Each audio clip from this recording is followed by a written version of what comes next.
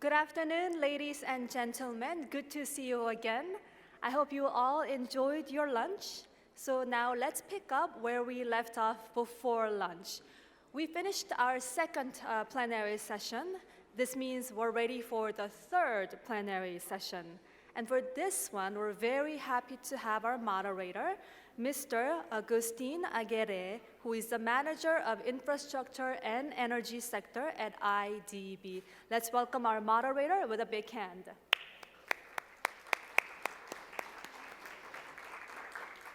And with us on the stage, we have 5 very distinguished panelists. Let me start with Ms.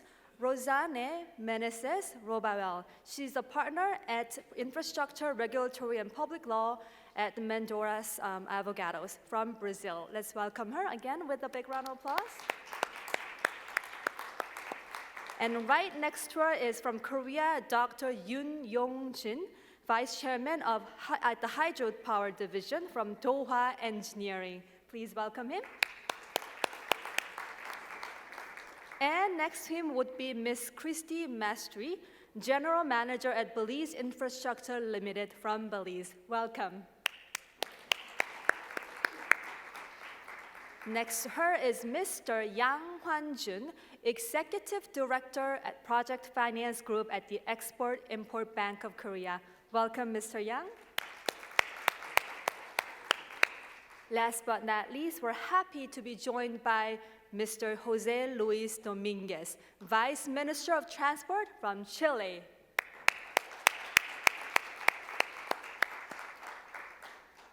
So, moderator, it's all yours now. Thank you all very much. Let me start by apologizing. When my name was introduced, I should have stood up and greeted you all.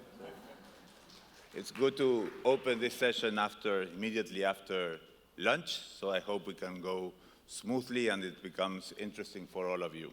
So we're here to talk about infrastructure, investment infrastructure, PPPs, and all the additional value we can add to infrastructure. And what a better place to do this than in Korea, a country that, as we saw this morning, has grown so much in the last 50 years, from war and famine to being the 10th economy or 12th economy in the world, a country that is in this fast and furious trend towards growth, however, taking good care of climate and the environment, and a country and a city as this one that's thrilling of innovation and new stuff, however, taking care of tradition and looking after what this culture, fantastic culture that you have here, has been for so many years.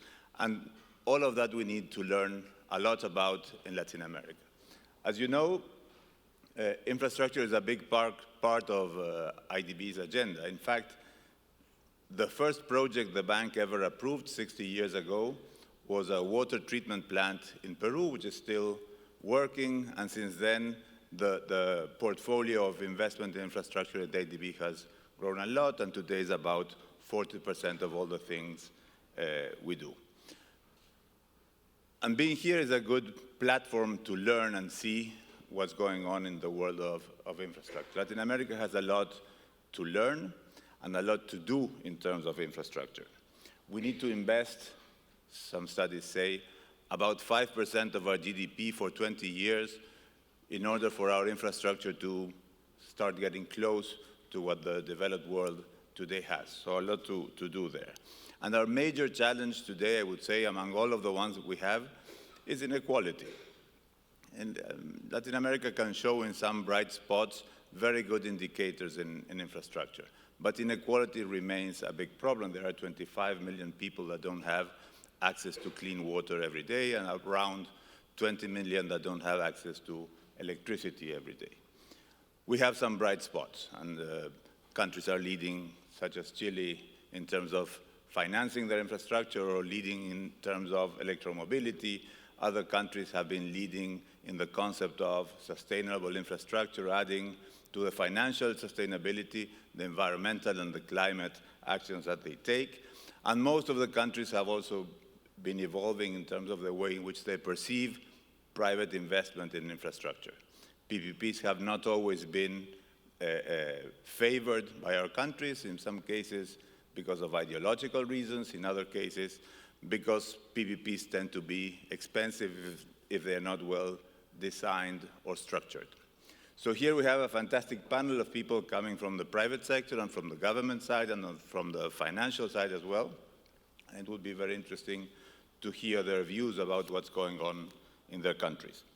So let me start by Christy.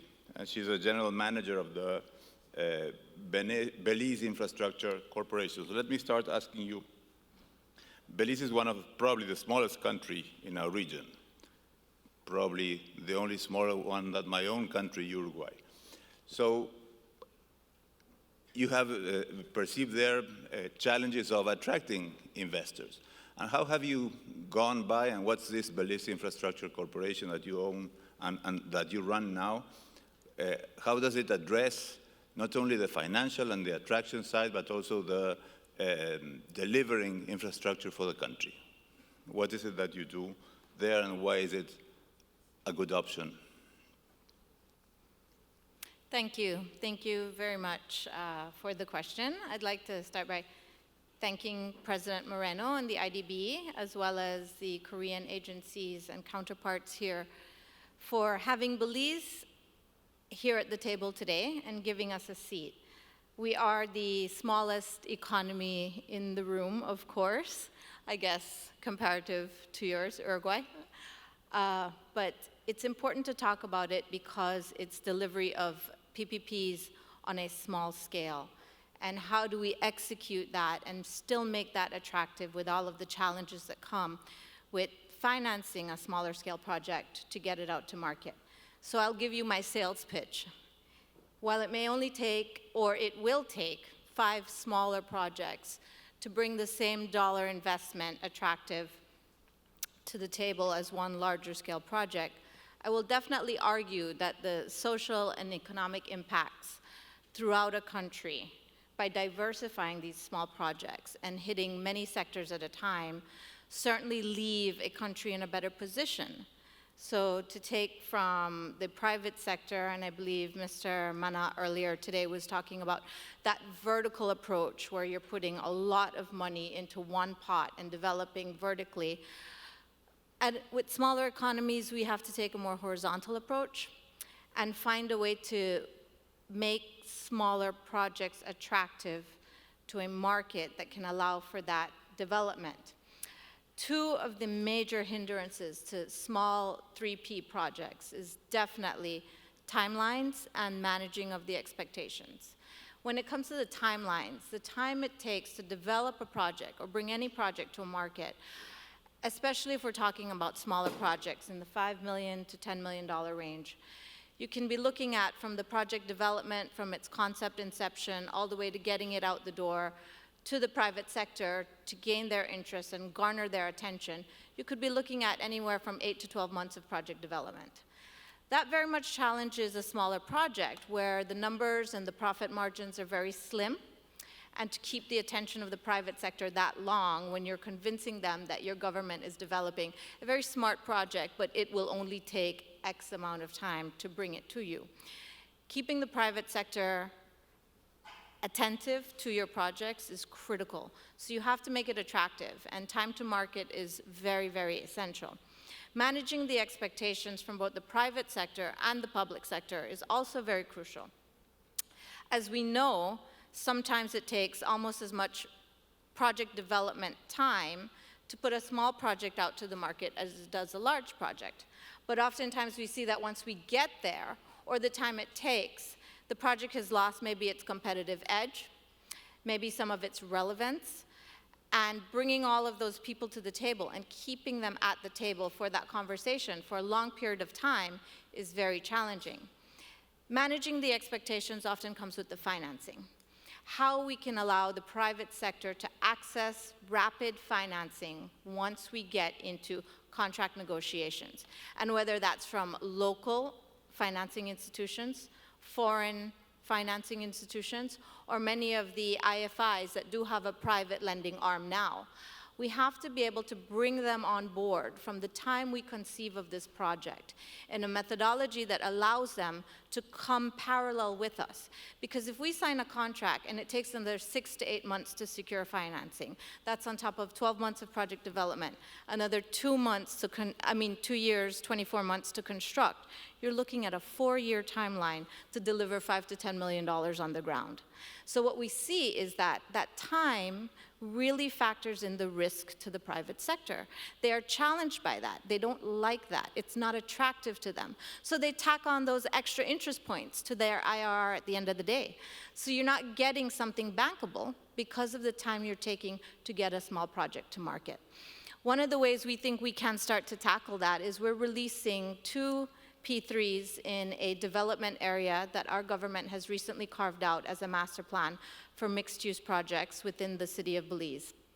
And one of the ways we think we can handle this financing challenge is to really put out an LOI to our local financing institutions, to anybody interested here today, to many of the IFIs that now have a private sector lending arm, so we bring them along with us. The same time we're asking private sector to put in an interest to a project, we're asking these financiers to put in an interest to a project.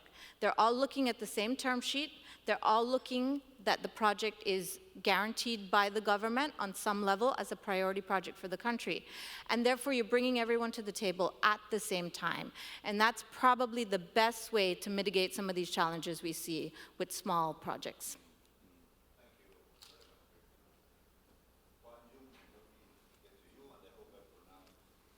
I hope I pronounced your name quite well. It's a little bit difficult to pronounce my name. Okay. Your pronunciation is excellent. But I'm talking to you anyway.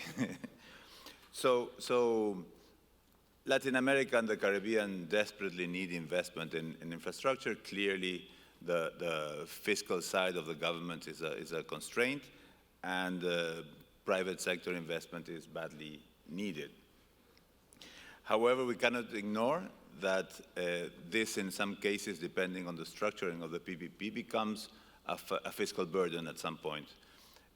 What is Korea-LAC doing? What are your innovative structuring of PPPs, and how are those applicable to the Latin American context?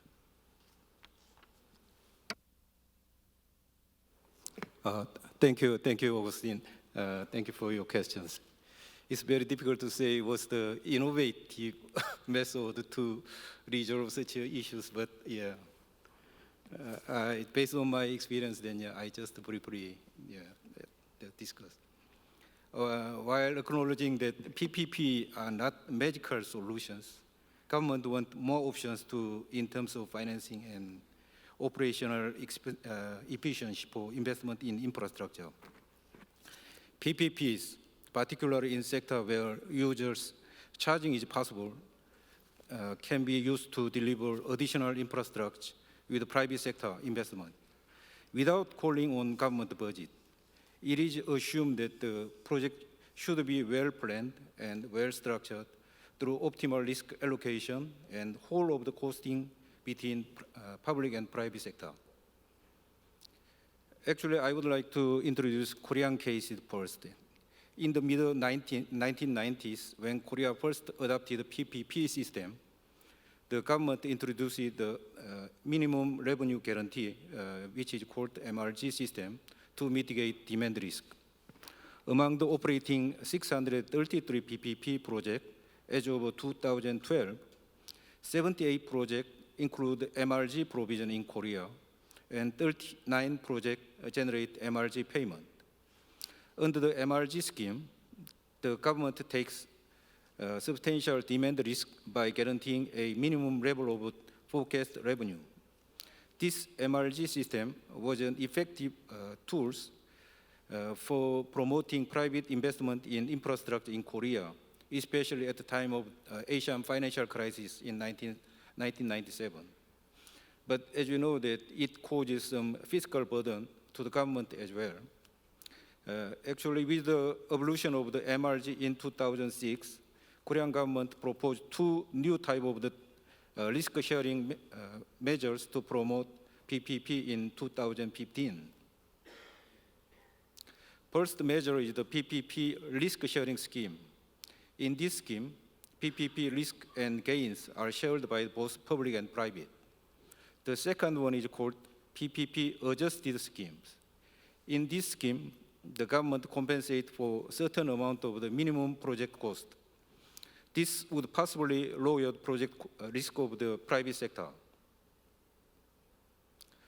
Let me also introduce one of the innovative financing examples which already has been implemented in Latin America and Caribbean regions.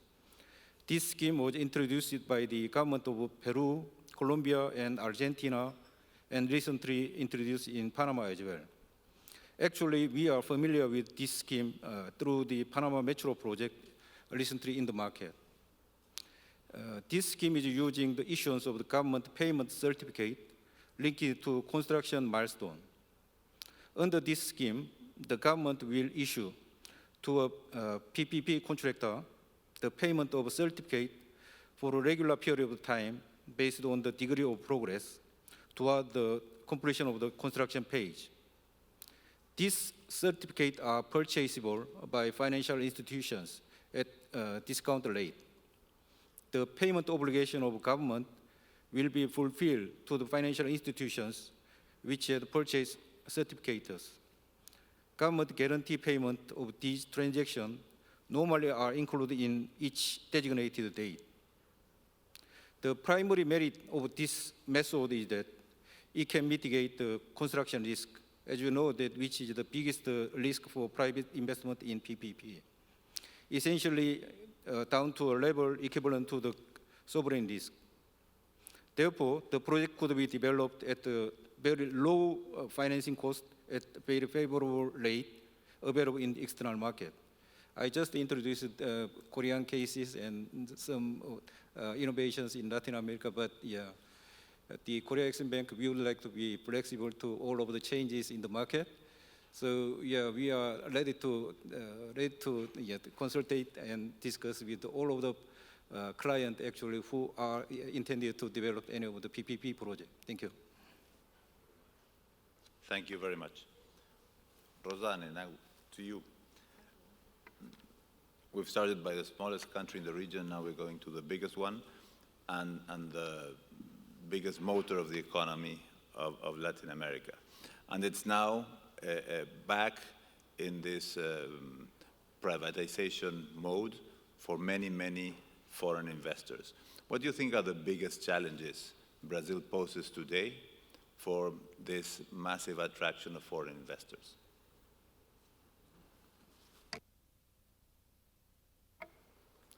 Good afternoon, and thank you, Agustin, for the questions. And I'd like to thank IDB in the name of you for invited me and also the Korean Angels. And it's a very important meeting, and it's very good for me to share a little bit about my country, what's happened there, and all kind of opportunities that we have nowadays. So talking about challenges, I'd like to start just talking a little bit about the political environment that we have nowadays in Brazil. You know, we comes from a protectionist and interventionist government to a liberal one, which means that the current government has a firm proposal to delegate throughout privatization, concessions, and PPP, all kind of public service to the private sector. For this, the Brazilian government and all Brazilian needs the foreign investors. Just to have an idea of what happened in the last few years in Brazil, I bring some numbers.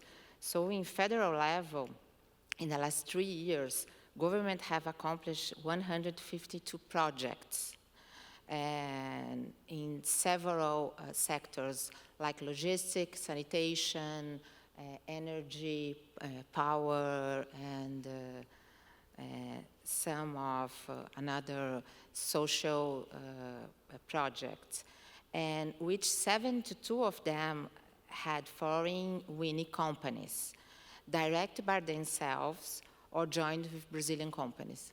So a lot of foreign investors are looking to Brazil. And in order to continue this trend, and since we need much more money and a lot of investment in Brazil since you bring the numbers, and in order to continue the growth, Brazilian government has some of challenges, and I would just point 3 of them. First, I would share, and it's not because I'm a lawyer, but the complexity of the legal system in Brazil. This is a very challenge for foreign investors. Some services are under the federal competence, others under the state and municipality level. So, which means that each member of the federation has the power to legislate of them. So what happens is that we have a lot of different regulation in Brazil, in each of level of the federal countries. So it's very complex to understand and to enter into the agreements with the government. The second thing, or the second issue that we have, and we have to challenge when you want to invest in Brazil, it's our bureaucracy. To obtain all licenses that the company needs to enter into an infrastructure project, like environmental license, land expropriations, and all the licenses, we have a lot of bureaucracy and uncertainty in regard to the time that you are going to achieve and to obtain this license, and also the amount of money that the private sector has to spend sometimes to require all the compensations that the authority will or should require for the private sector. So this is another issue that you have to look when you go to Brazil. And the third, it's something very, I think, it's not something new for you, but I think it's important to point out. It's the currency exchange rate risk. Of course, when we have foreign investors in Brazil, we have this risk, and we have some kind of obligations in the contract or some ways to mitigate the risk, but it's a risk that the foreign investors look at when you go to Brazil. And also the guarantees of the projects, how to structure the guarantees of the project. When we are talking about PPPs contract, there is a payment by the government, and this payment usually has to be a guarantee, and this is very, sometimes it's difficult to structure these guarantees. But the good news is that this current government is facing all of these risks and all of the challenges. They are aware of the challenges. And we have new regulations, and some of them will not have these new regulations, but the government is aware, and it's looking to solve, or at least to mitigate all kind of these risks. Thank you very much. So you've given us all the challenges and all the fears we need to face. In the second question, I'll ask about the opportunities and what the sectors you see as coming first will be. Okay. So, Yongjing, now to you, and I guess you will be answering in Korean, so if you don't speak Korean, start getting... You will answer in English, very good. So this morning when we were discussing the increase in trade between Latin America and Korea, we learned of many sectors in which that trade is taking place, and we heard about, of course, all the high-tech products. We even heard about cosmetics.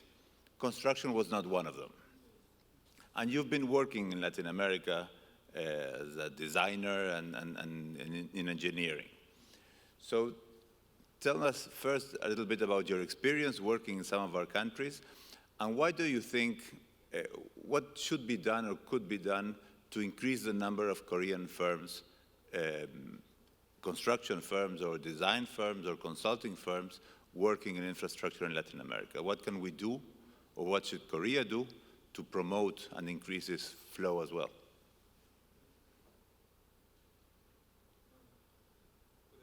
Thank you to present our company or myself.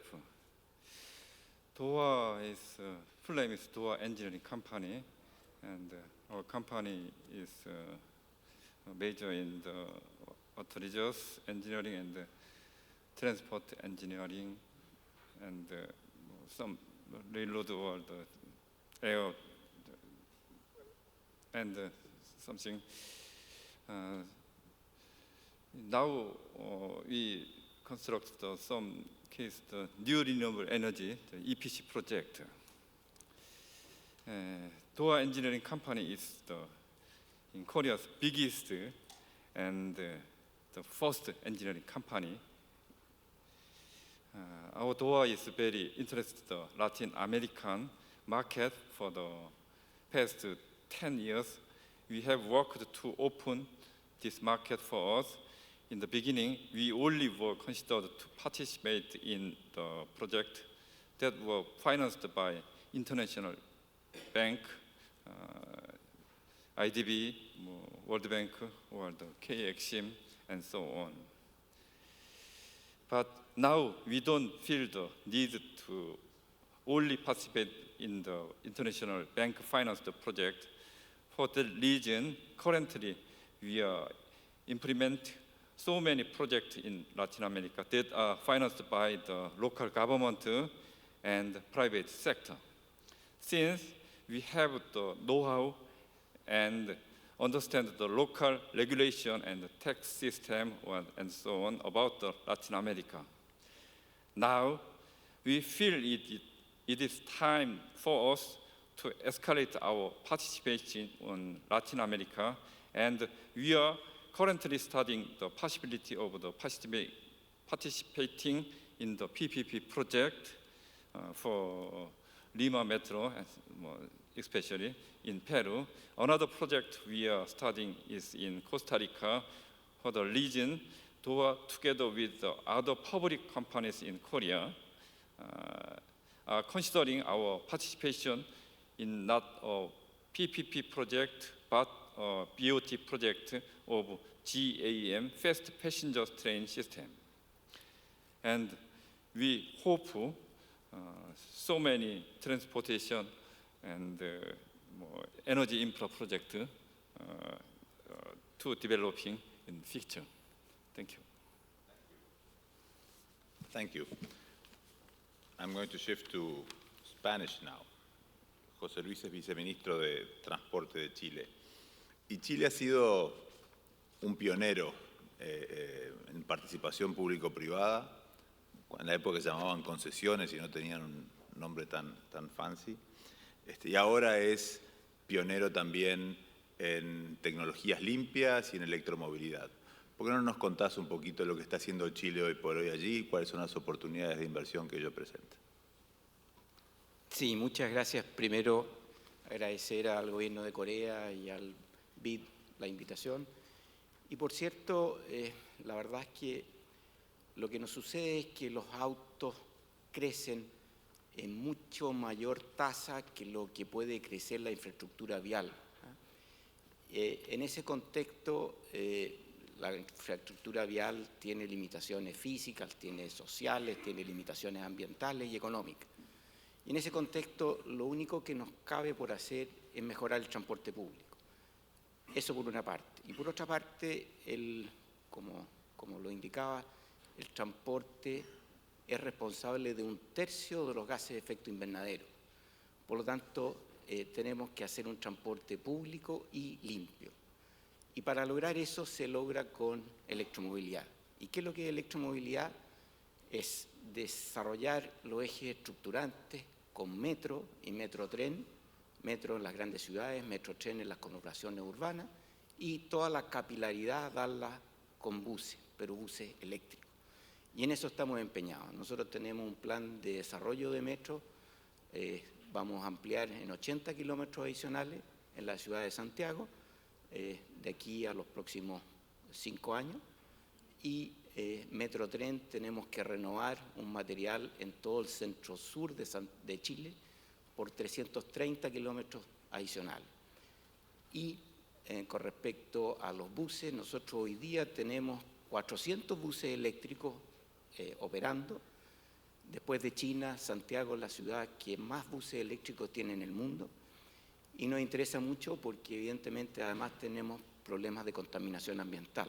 Entonces, eso asociado nos lleva a pensar de que vamos a renovar todo el material rodante de transporte público y queremos que la mayor parte de él sea eléctrico, y esto estamos hablando de los próximos 4 años. Eso en cuanto a transporte. Y en cuanto a infraestructura, la verdad es que nosotros partimos hace unos 30 años con un plan de concesiones. Los recursos del Estado son siempre escasos y debe darlo prioridad a la gente de menores recursos. Por lo tanto, todo lo que puedan hacer los privados lo vamos a hacer con ellos.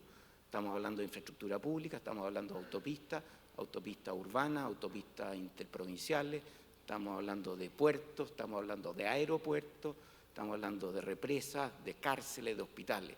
Todo lo concesionamos. Y en ese contexto hemos ya concesionado del orden de 30 billones de dólares y tenemos un programa para los próximos 5 años de 14 billones de dólares en concesiones. En eso estamos muy fuertemente empeñados y queremos desarrollarlo, y invitamos justamente a la empresa coreana para participar en ello. Muy bien, y muchas gracias. Now, Christy, starting the second round of questions, and we are exactly halfway through the time of the panel. So you've told us your experience leading Belize Infrastructure, where you had this facility you're building now, and all the experience you've accumulated in sports facilities as well. What would it take for other PPP structures to take place in Belize, say in terms of energy or in transport, PPPs that Belize Infrastructure can lead as well?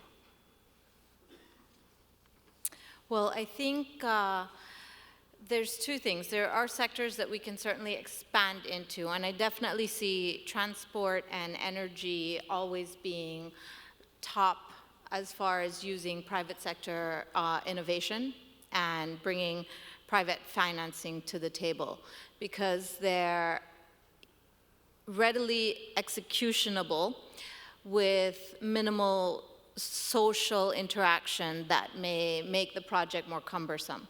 So it's a clean delivery of a project to a country. Some of the challenges of getting into that is capacity. And we constantly talk about how do we bring these projects to the table with a parallel capacity in the government, as we often see in the private sector, and how do you make these projects successful?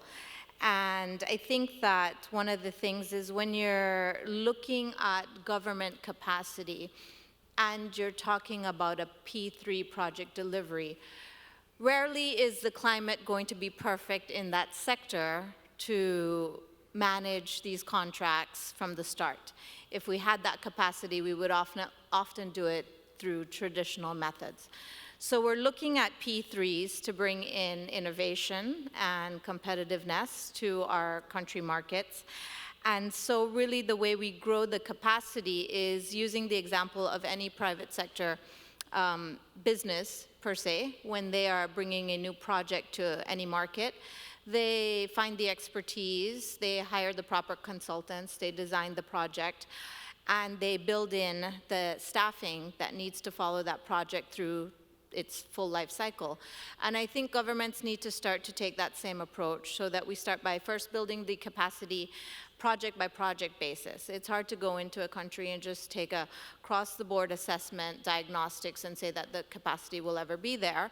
It's rare that it's there, because if you're going to the P3 market, it's usually because you want the innovation coming from the private sector. So with that, we start to look at the different projects we can bring to the table. And some that we see for our country is definitely energy. And the reason I say that is because we have nationalized our electricity company. And from that, we still purchase 40 to 45% of energy from Mexico, so from their grid. Whereas when we engaged in private sector innovation, we managed to create 2 hydro facilities, so 2 dam facilities that now produce 35 to 40% of the energy. And we have 2 PPA agreements with private sector companies in the sugar industry, burning the bagasse and turning that into energy as well. So the innovation definitely comes anytime we reach out to the private sector. So we have to find a way to model the same business style that any private company would do and parallel that within our government and put that together in order to create a project, particularly in energy. And the other one is definitely transportation. As we talk really about electromobility, it's something that we really need to look at. We are a small country. We have a population of only 350,000, but we are over 8,000 square miles of country, of land mass. So moving people around and the price of fuel is very expensive. So particularly in public transportation, going to any kind of innovation in electromobility, we can definitely take model examples from Chile, as mentioned, and we could try to work that into how we start to look at our transportation sector. I will say thank you to Korea because we are getting ready to embark on our national public transportation reform, and that is being funded right now from the Korea Fund through a technical cooperation with our country.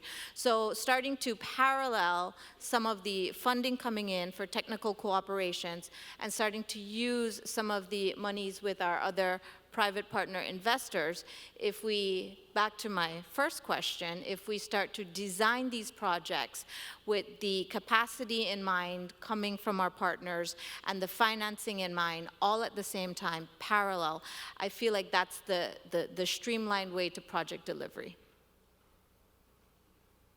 Thank you. Thank you very much, Christy. Hwan Jung, back to you again.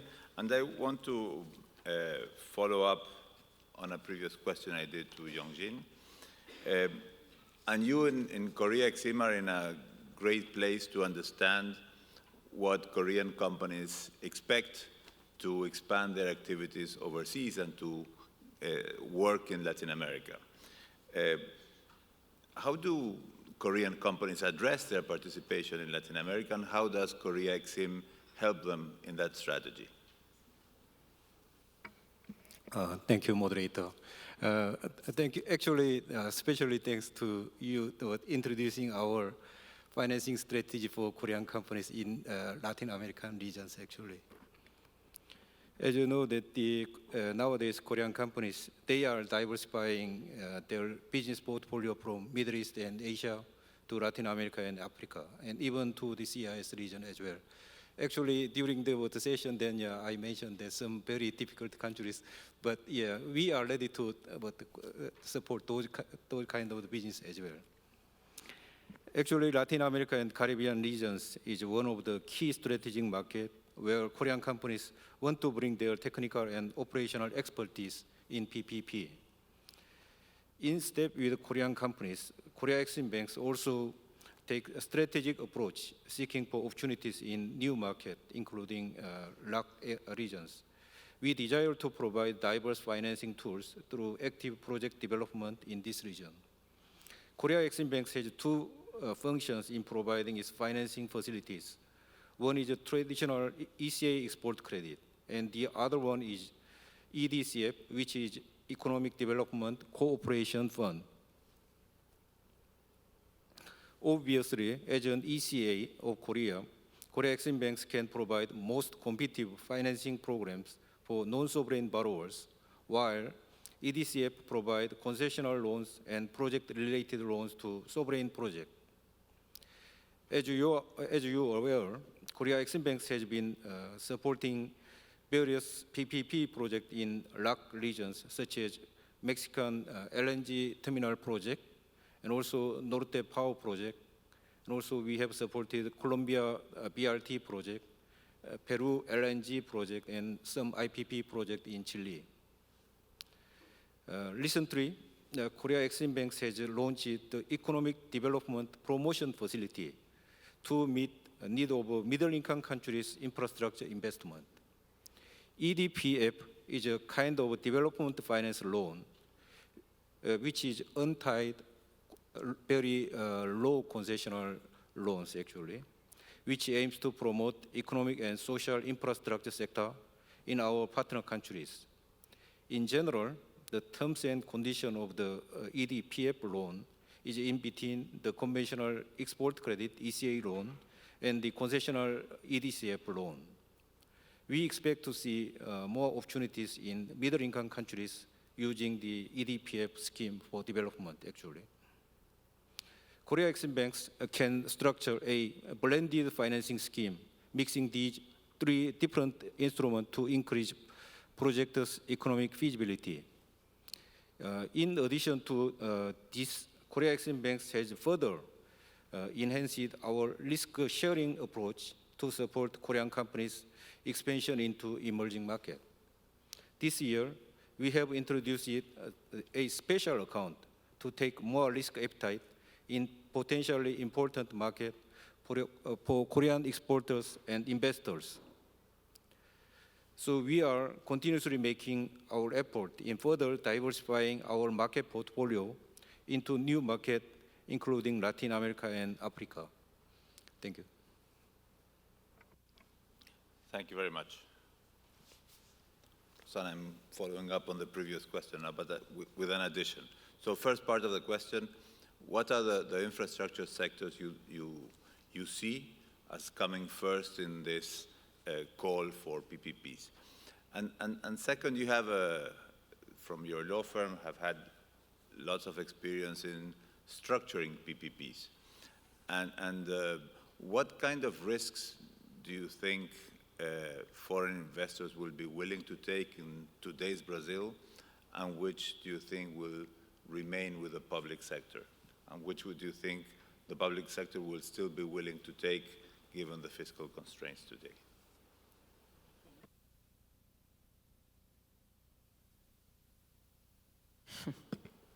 Now it's on. Okay, so talking about the sectors, what I would say that under the Brazilian Constitution, we can delegate all of the sectors to exploration of private sector. Of course, there is some of them that is more suitable to delegate to the private sector than others.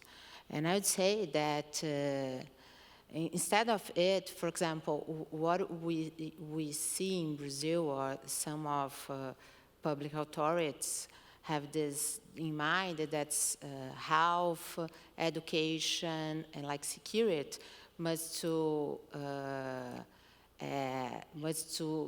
stay in the public manager. But what we see in Brazil, that we have a very successful PPPs in these areas, in the education, in schools, prison, and also in the healthcare. We have PPPs structure, and in the hospital, diagnostic, and more than one.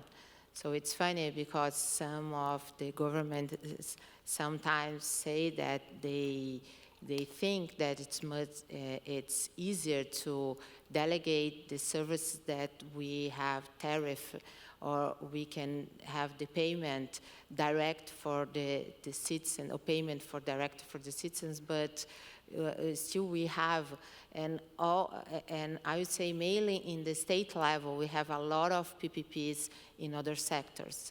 So, but of course, as Chris has already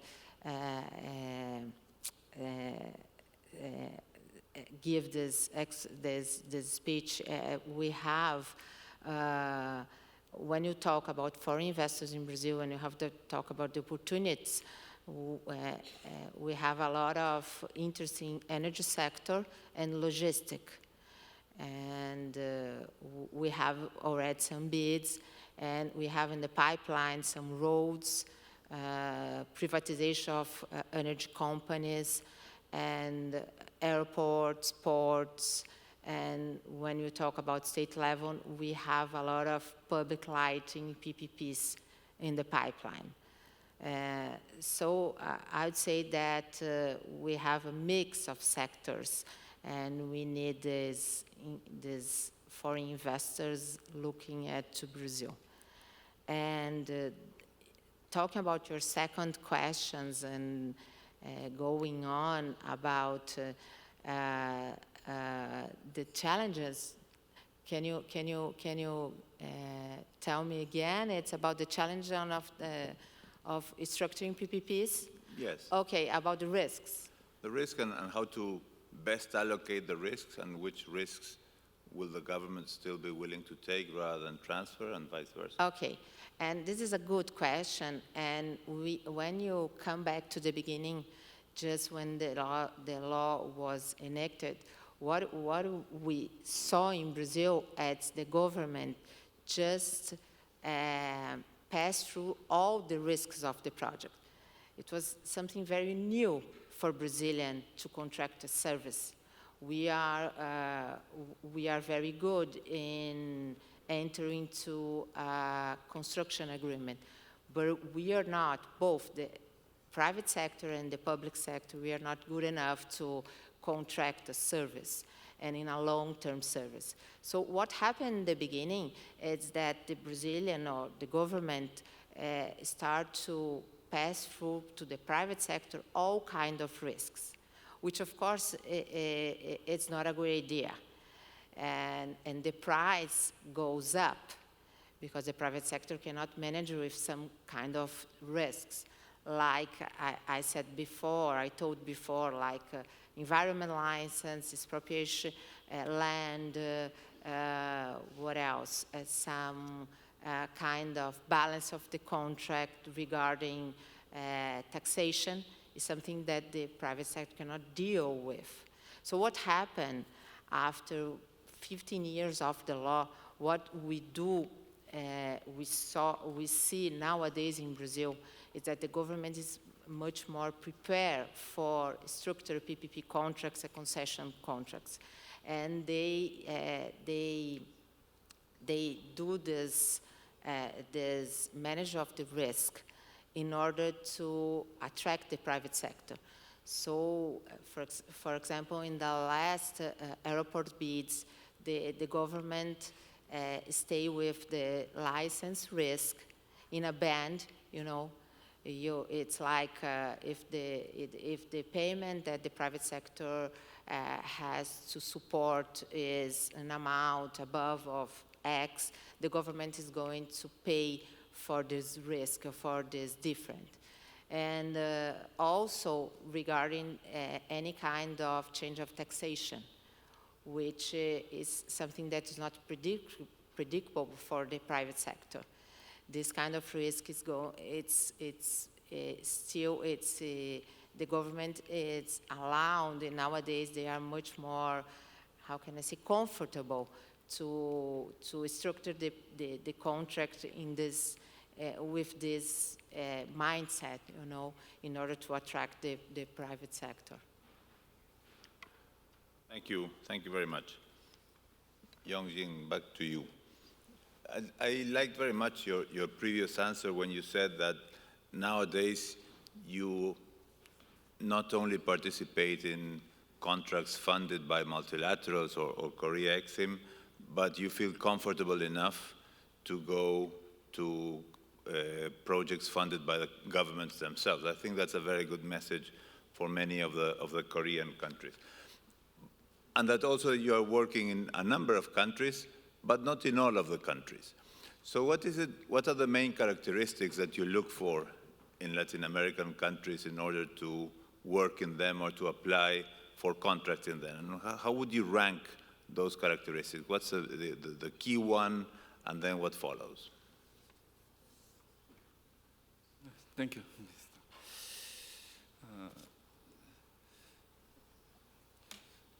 First of all, we are trying to go the design and in other cases, we are EPC developing. So the most interesting thing is the major portion. So first, in transportation infrastructure case, I think the government rate that can be charged for the service can be high because it's public service for the people. For example, some Latin America country has become the attractive country for the PPP project because they offer the initial investment up to government portion 70%. That becomes attractive for private companies because the initial investment. In second is the energy project. It's important that the government and the private reach agreement with guaranteed PPA that assure that the adequate tariff is settled in order to the private company to feel safe even in times of the tariff fluctuation. Other factor is that private companies can be guaranteed the total period of the project operation by government. I think that is the important thing is attracting the participating the project, I think. Thank you very much. And last question, José Luis, and back to English. A fin de año vamos a tener en Santiago, en Chile, una nueva edición de la Cumbre del Clima, la COP Santiago. Dos preguntas al respecto. La primera, hablaba con los organizadores de este evento, quienes me contaron las dificultades de poner toda esta gran reunión con tanta gente proveniente de tantos países por 2 días. COP Santiago va a reunir a 25.000 expertos del mundo durante 2 semanas. Primera pregunta, entonces, ¿cómo es la logística de armar todo eso? Y la segunda, y tal vez más sustancial, es ¿qué espera Chile de COP Santiago? Tanto como en la reunión de expertos, como en los acuerdos que se puedan alcanzar y las enseñanzas que se puedan extraer a partir de todo este proceso. Gracias. A ver, lo primero, efectivamente Chile tomó el relevo de Brasil. Esta COP de este año se iba a realizar primero en Brasil y tuvo que tomarlo Chile, por lo tanto ha tenido más bien muy poco plazo para poder organizarlo. Por lo tanto es un desafío enorme. 25.000 delegados de todos los países, de 198 países, es un desafío de proporciones. Estamos armando toda la infraestructura, eso significa grandes dimensiones en cuanto a lugares de conferencia y además tenemos que darle transporte a toda esta gente que es relevante. Por lo tanto, un desafío enorme que esperamos llevarlo a cabo en forma exitosa. Eso es lo primero. Con respecto al desafío ambiental, la verdad es que el mundo vive un desafío bien importante. Desgraciadamente, el Acuerdo de París, que estableció unas metas, han quedado cortas. Los científicos están dando cuenta de que el cambio climático va más acelerado de lo que esperaban originalmente, por lo tanto, se requiere más que el Acuerdo de París. Y la COP25 tiene por objeto cerrar el Acuerdo de París, establecer todas las condiciones para que el acuerdo pueda trabajar en forma expedita. Pero insisto que quedamos cortos. Y lo que queremos buscar básicamente es que todos los países se adhieran a lo que se denomina el carbono neutralidad. Vale decir que lo que emitan sea igual que lo que absorben. Y en eso estamos empeñados. Ya hemos comprometido 66 países que han declarado que van a ser carbono neutrales al año 2050. Para lograr aquello es muy importante que las matrices energéticas sean limpias. Nosotros hoy día estamos con una matriz energética que principalmente es térmica, 60% térmica, pero estamos trabajando para limpiarla. De hecho, el año 2013 nos pusimos la meta de tener el 20% de nuestra energía renovable no convencional, cosa que ya logramos, y eso significa que hemos instalado 5.000 megawatts en energía eólica y solar, por lo tanto ha sido un cambio muy importante. También tomamos la definición de cerrar todas nuestras centrales de carbón. El carbón hoy día representa el 25% de nuestra matriz y las vamos a cerrar todas al año 2040, ya empezamos este año, y vamos a reemplazarla por energía renovable. Por lo tanto, tanto la energía renovable más un transporte limpio, podemos llegar a la carbono neutralidad, y justamente este es el desafío que queremos lograr en la COP25, que le pedimos a todos los países del mundo que adhieran a él, y de tal forma de que poder lograrlo. Aquí, frente al tema ambiental, como que hay tres caminos. El primer camino es el de la negación, lo que denominamos nosotros la política del avestruz. La avestruz es un ave que esconde la cabeza para no ver el peligro. Y creo que la mayor parte de los países habían estado en esa política. La segunda política es al revés, es el otro extremo, el extremo casi religioso, fanático, que hay que volver a las cavernas. Eso es imposible. Y yo creo que el único camino viable es enfrentarlo. ¿Y cómo se enfrenta? Se enfrenta con libre mercado y se enfrenta con tecnología y innovación. Y justamente Corea ahí tiene mucho que decir. Corea tiene innovación, tiene tecnología, y creemos que puede aportar mucho para poder hacer frente a este desafío que tenemos encima. Bueno, muchas gracias. Thank you for this last message, because I think it summarizes all that I would have wanted to say as closing statement. An optimistic view and a big commitment by countries. So thank you all, panel members, private sector, public sector, for this very interesting discussion, and thank you for the audience for having been here after lunch. Thank you. Thank you very much, all of you, for sharing your great insights. Thank you, moderator, once again for all your work. Thank you, everyone. You may return to your seats. Now, ladies and gentlemen, we have just completed the third session, which means we're ready straight to the fourth session. We're now expecting the moderator for the fourth session and the panelists onto the stage as this group turns back to their seats. So if you could all remain in your seats, that would be greatly appreciated. Thank you very much. All right, seems like the stage is ready. Could I invite the moderator and the panelists onto the stage, please?